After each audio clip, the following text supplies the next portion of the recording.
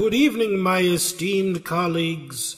I want to thank you for rescheduling this presentation after my previous attempt to be here was sidetracked by a nasty divorce. Rest assured, having been given an appropriate amount of time to heal and reapply to this conference, I have been able to recommit myself to our noble and cosmic cause, so I thank you. Which brings us first to constellations, which, while ancient, are really quite fluid. The sky we see is no longer the sky of our ancestors, and yet thousands of years on, we remain stuck in their symbology.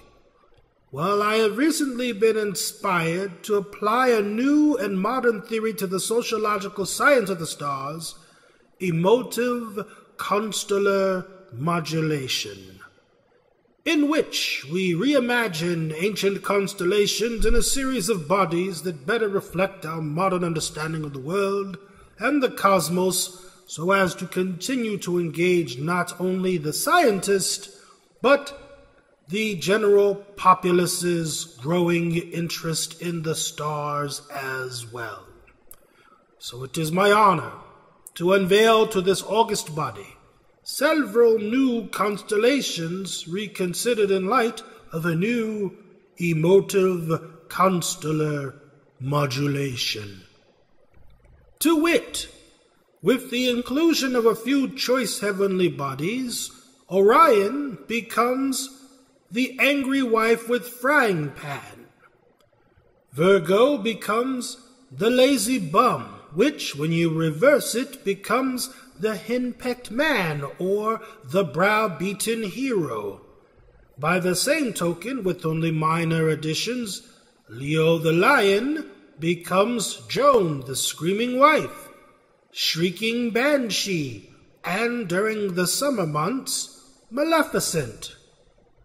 Cassiopeia becomes the forgotten anniversary.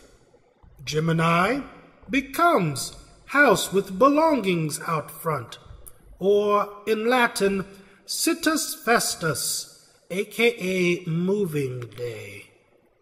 Ursa Major becomes lurking man in bushes. Perseus the hero becomes the pool boy, except on Wednesdays and Thursdays when he becomes the mailman. Aquarius is in turn sadly reduced to man crying in car.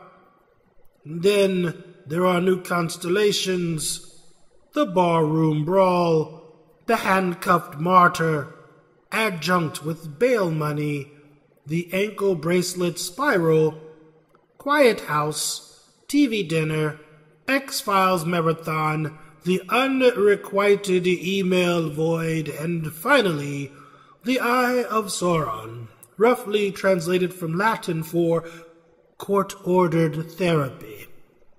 As you can see, there are an incalculable number of ways to reinvent the heavens to better suit our constantly reforming reality, as we find new stars, new galaxies, new boundaries to shatter.